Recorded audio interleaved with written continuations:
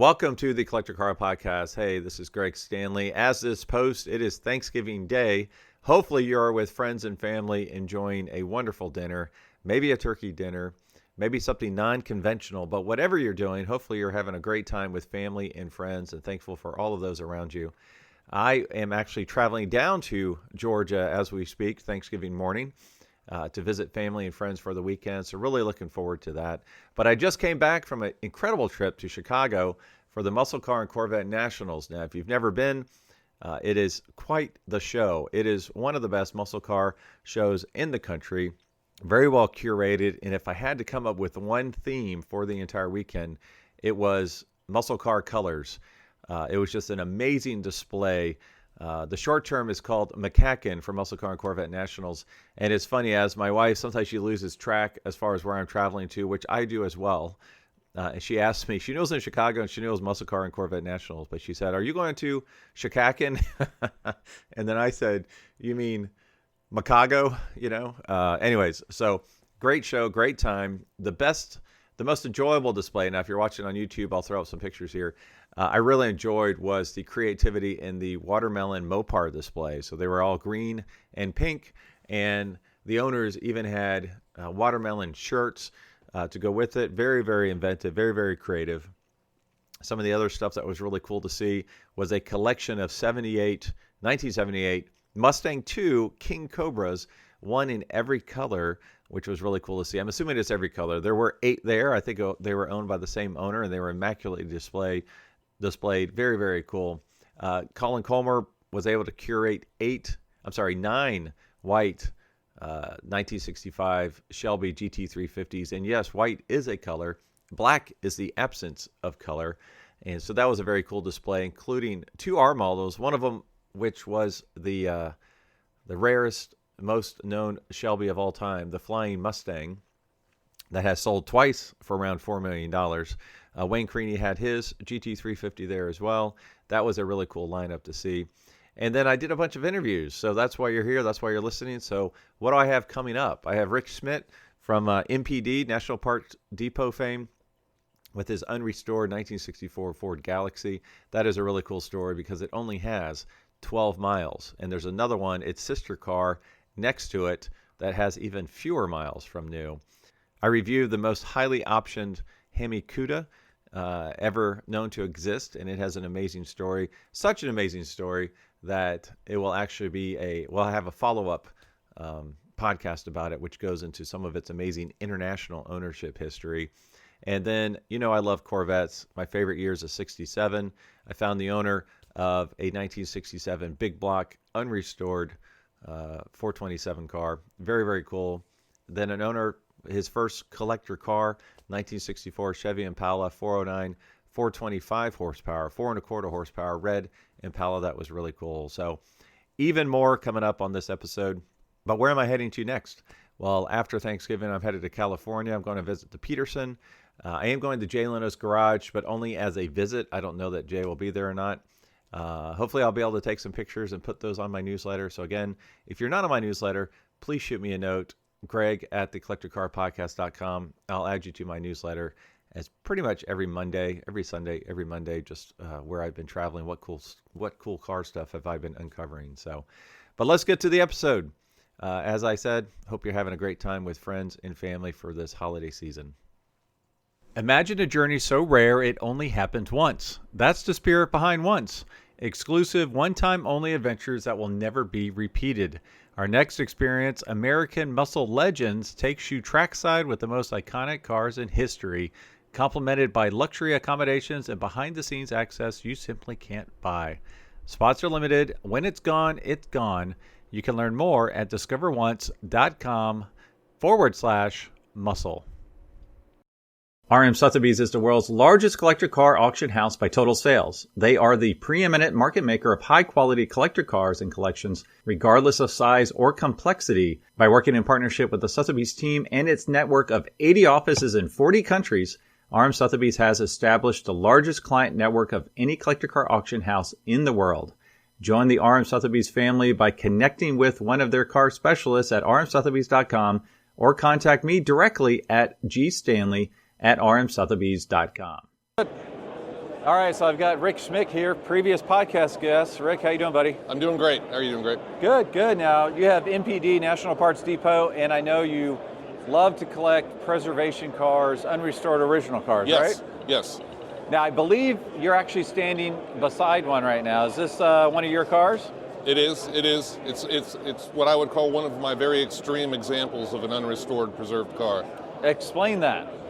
It's never been titled. It's never been registered for the road. Really? It's a brand new 1964 Galaxy 500 XL, 394 speed, and it's got 12.1 original miles on it. What? 12.1 original? I did not know this when I asked you to be on the podcast. Yeah, it's still rolling on the original tires and hoses and belts. That's why it's here in the vintage certification program, just because it's a absolutely perfect, well-preserved, brand new Ford. So tell us about the vintage certification process. What is that like? Oh, it's fantastic. It's, you get the cars here, they put it up on a lift, they spend an hour or two just really picking through every last detail of the car. And if you do have an unrestored survivor, if there's something that's not quite correct or something where a previous owner has been in there and done something, they'll find it. And some people take judging the wrong way. They don't like to have their car critiqued.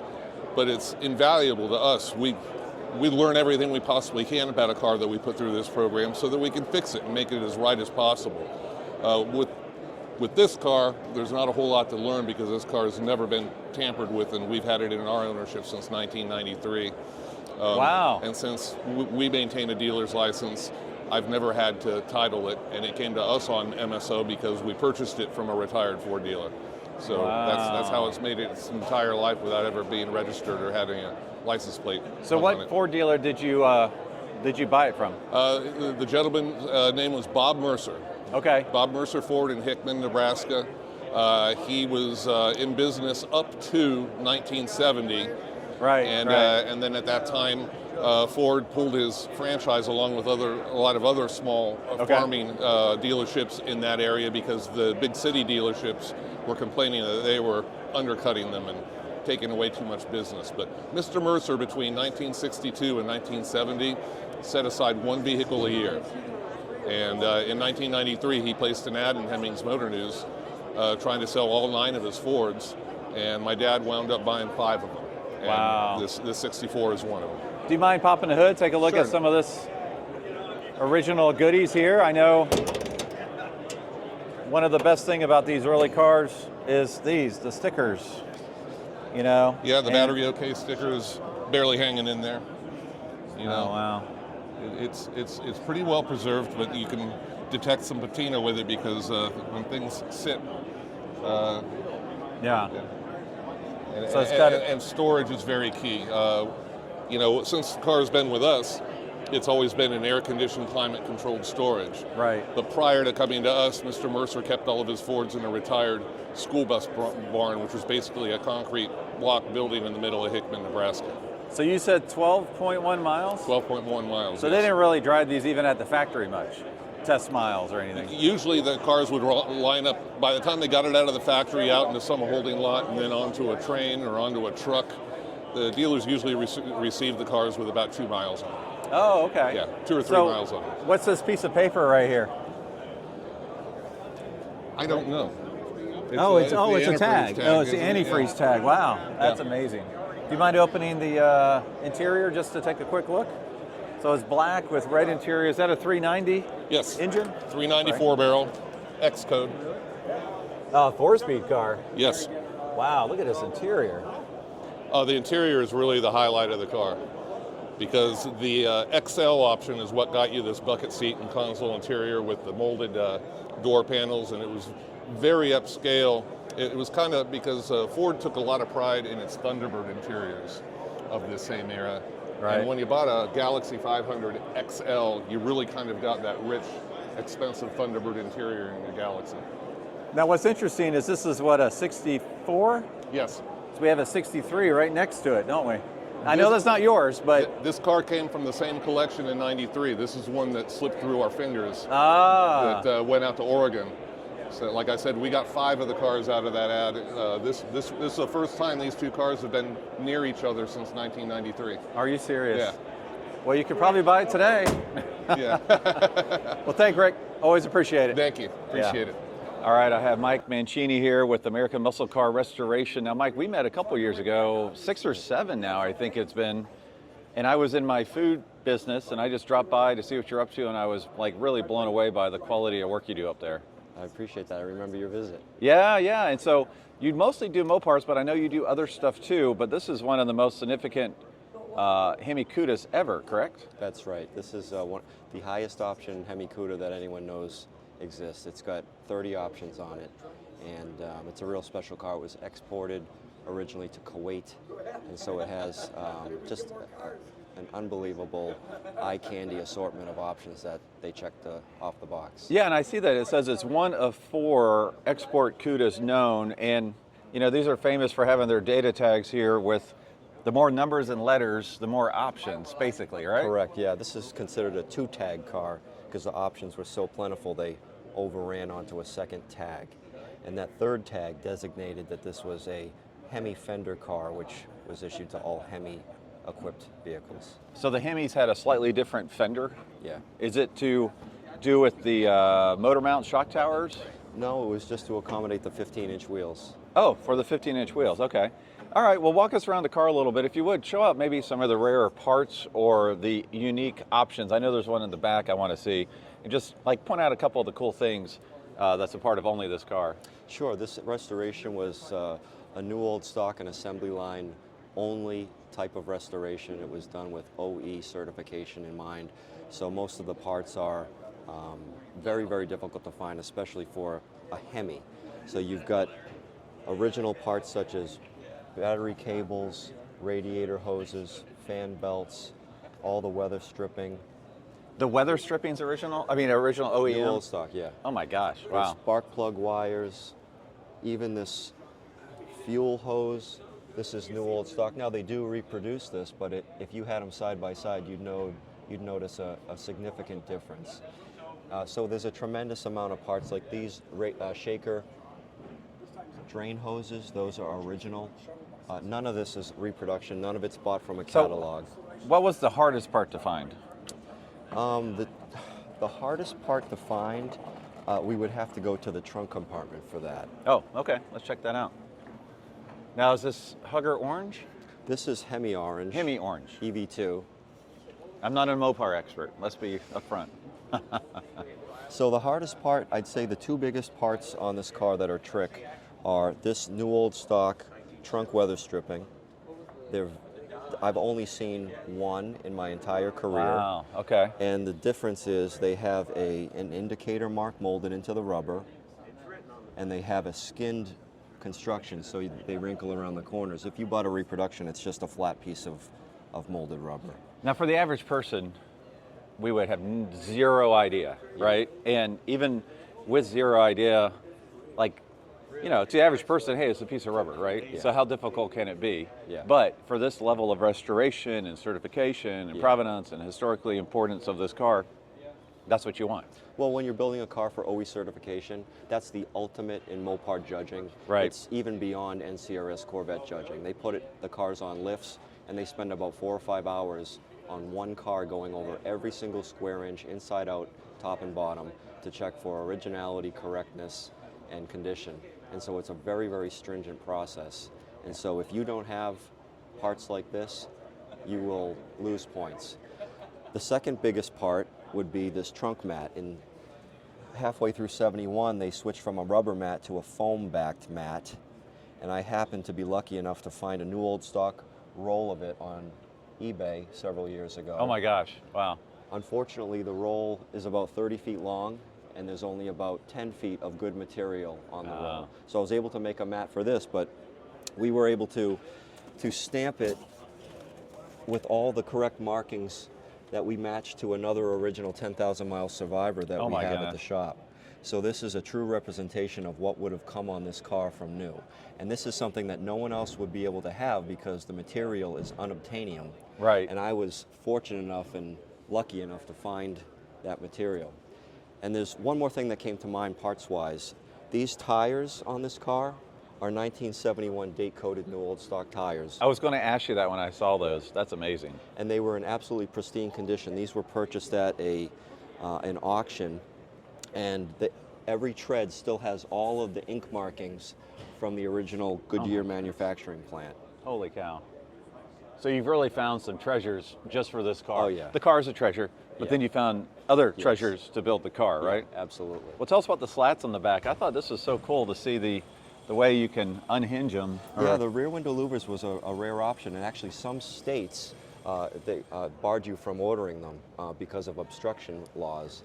But this is a very rare option, and one of the neat things about this car is they really checked off all the boxes, and it's got all the eye candy options: the rear spoiler, the front spoiler, the louvers, the vinyl top, the billboard stripes.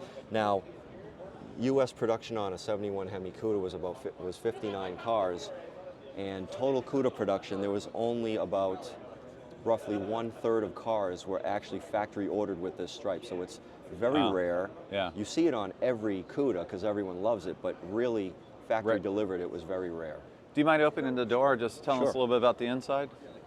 I mean, this thing looks like it's on the showroom floor. I mean, you've got the plastic on the... Well, we've gone through everything right through. It's factory ordered with the leather interior. That was a very rare option. And when you order the leather interior, you got these wood grain inserts on the door panels. Oh, wow. Okay. Another rare option Power is windows? Power windows, a 6-way adjustable seat, which was very rare. Wow. Rally dash, 4-speed console buckets, and right there it has a dictaphone cassette player with a microphone. So if you're running down the road and you want to record a message to yourself, that was the option to do so. That's nuts. Wow. And inside here, so we carried through with the originality-based restoration. This is original carpeting. You can tell by the insulation is very different from what they come with today. So carpeting, headliner was constructed from new old stock material. All of the plastic panels are the originals. This dash pad is new old stock, which is incredibly tough to find. Most of the reproductions are when you have them remolded. They won't be sharp, crisp like this. They have softer lines. Okay. And so this is something that the judges certainly look for. Wow. Incredible. And we just go right through. Pretty much every single component is new old stock. Door weather stripping, roof rail weather stripping, everything.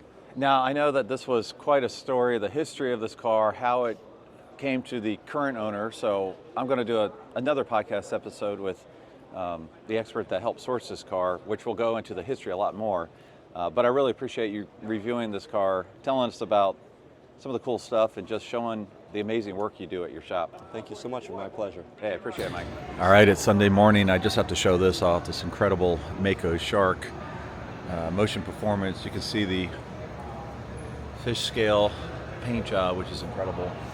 But I do have to talk about the Shelbys here. So GT350s, 1965, I think there's 9 of them here.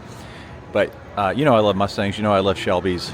And I often get asked if I could only have one car in my collection, what would it be? And I'd have to say it'd probably be a 350, 65. But here's the most iconic Mustang Shelby ever. There's 2 R models here.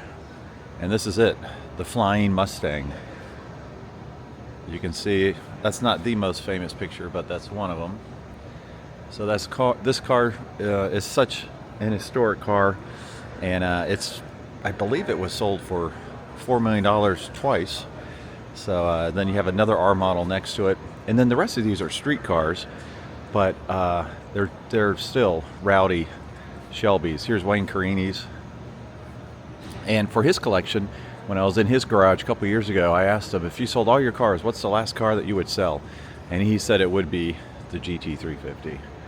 So just had to capture these Sunday morning while it's kind of quiet here and not too many folks. So incredible lineup. All right, so I have Kelly Jabwin here with this incredible 1964 Impala SS. Kelly, how you doing, buddy? I'm good. How you doing? Good, good. Well, my uncle has a 63 Impala, not an SS, but he's had it ever since 66, and it is a 409 car. And so when I saw you with this line of incredible 409 cars, I said, I got to talk to you. So if you would, tell me what we're looking at and how long you've had it and where you found it. Sure. So thank you for having me. So it's a 1964 Chevy Impala SS 409 4 1/4. 4 1/4. Yes, sir. Oh, nice. Yeah. I had this for about 4 years now, Okay. and I got it out of Iowa. Why did you want this car? The Impala has been my dream car since high school. Being a 409 and a 4 1/4 is just like the icing on the cake. So was it a 64 you wanted, or was it a 62, 63? 64. 64 is what I wanted. Why the 64 specifically? I like the lines, the body. It's iconic. Yeah. You know, the 63, 62, it's subtle differences, but the 64 is always the style that I always like. So what I've always loved, I always liked the 63 because my uncles, and I've been drooling over it since like the 80s. But, you know, they're so similar. And Yes, they are. my favorite part is on the back here, the ribs. I just think where it's like a faux convertible top here, Oh, yeah. that's like my favorite. I don't know why. I just think that thing is so cool that it has the faux convertible top. Do you mind opening the door Yeah, just for me sure. to take a quick look? Yeah, sure. So red on red. Yes. Anything, so you got the center tack. Is Yep. that strictly 409 cars? No, I believe you can get in other variations. Okay. So you've got bucket seats, SS package. What's underneath the glove box over there? So that is an accessory piece. It's a tissue dispenser. Tissue dispenser. Yeah, Nice. this is an accessory wheel as well. It's a wooden wheel, Okay. 16.5 in diameter. They also made the 16 inch diameter, but that's more for like Corvettes. And what's the little knob underneath there? That's the 4-way flasher. oh, yeah, really? Yeah, I got a lot of accessories. Wow, that's Yeah. cool. I've never seen that before. And then I have like a vanity mirror that came with it. I'll show you the book that I have. That Sure. has a little. Well, also, do you mind opening the hood for us? Yeah, sure. Let's take a look at the 4 1/4, 425 horsepower engine. Wow, that's beautiful. Now, one thing I always remember is this glass bottle is not always the easiest thing to find, right? No, they make the reproductions, but you could find it. But I Yeah. try to get everything either NOS or OEM. I'm not Wow. really big on the reproduction. Now, how nice is it to drive? Do you? It's nice. Yeah, just hearing that engine roar.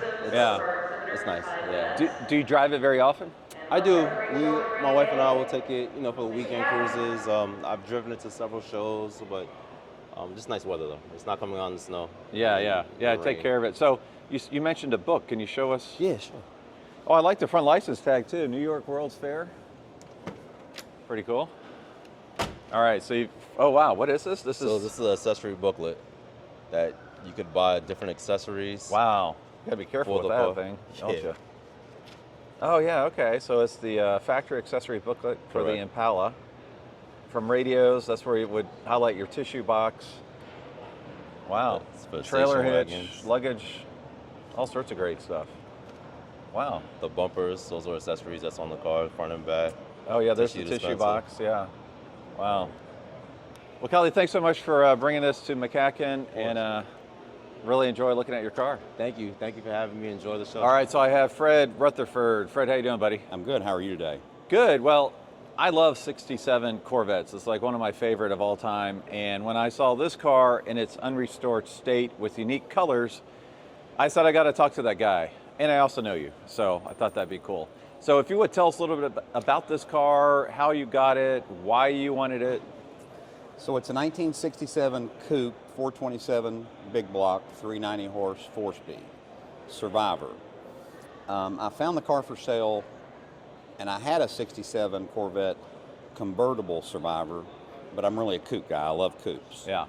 All right, so the goal here was to get triple diamond, which we feel pretty strong about that. We don't know it officially, right? They've not officially announced it, but we know what the sheets were and what the numbers added up to.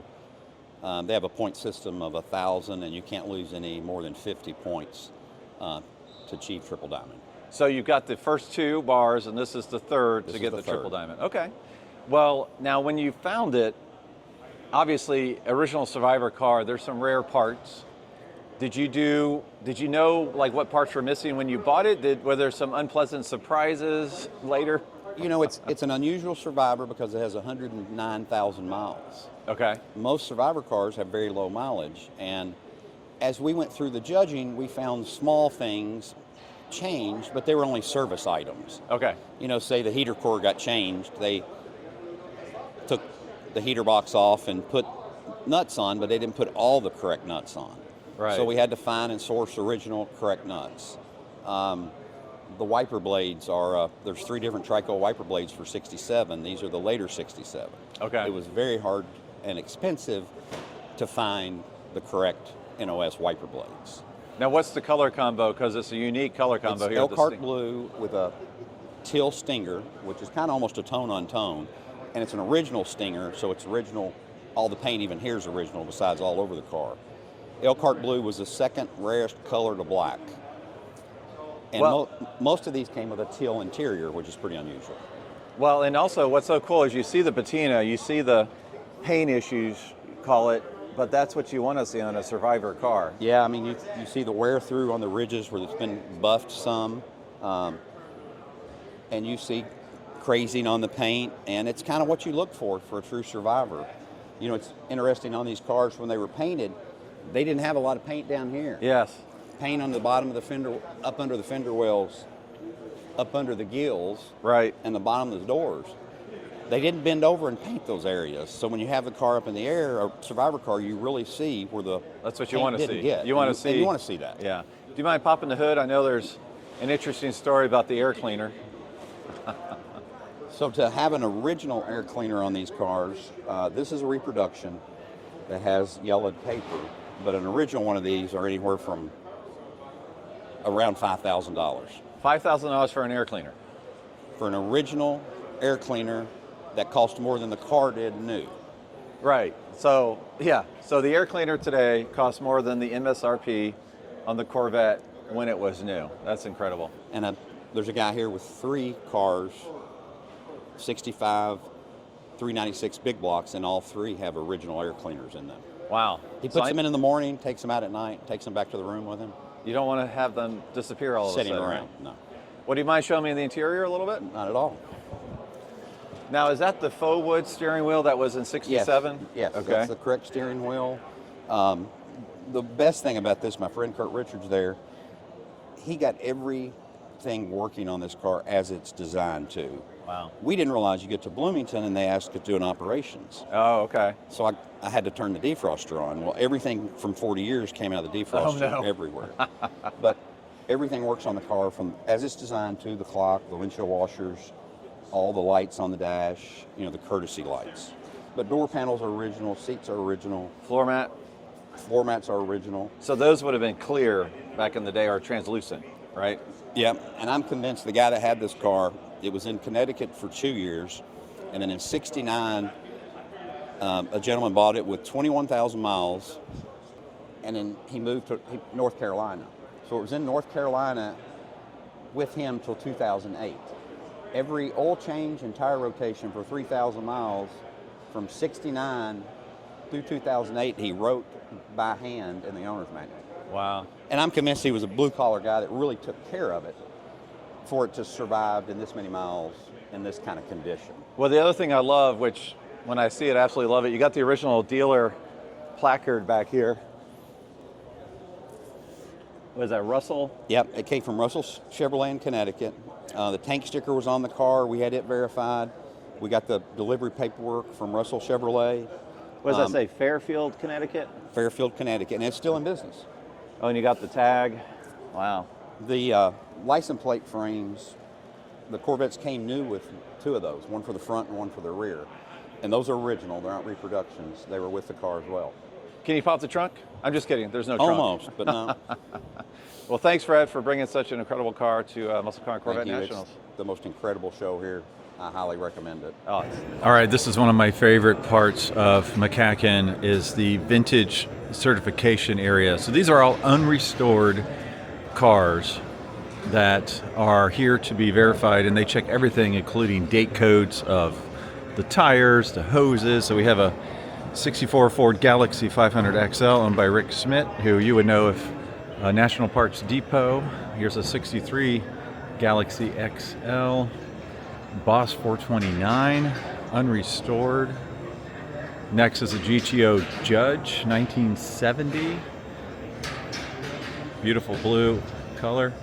Then we have another GTO, 66. I'm sorry, Pontiac Tempest Custom, 4-door. So you don't see 4 doors often, but this is an unrestored 6-cylinder car. That's pretty cool. It's kind of like a light yellow with tan interior. And then we have a 69 Plymouth Roadrunner. Now this is the, I think it's called the A12 option. It's a beautiful medium green where you have the blackened out hood that goes on the hood stands versus hood hinges. And then a 75 Chevrolet Corvette. And then the last one is a 1970 Camaro Z28.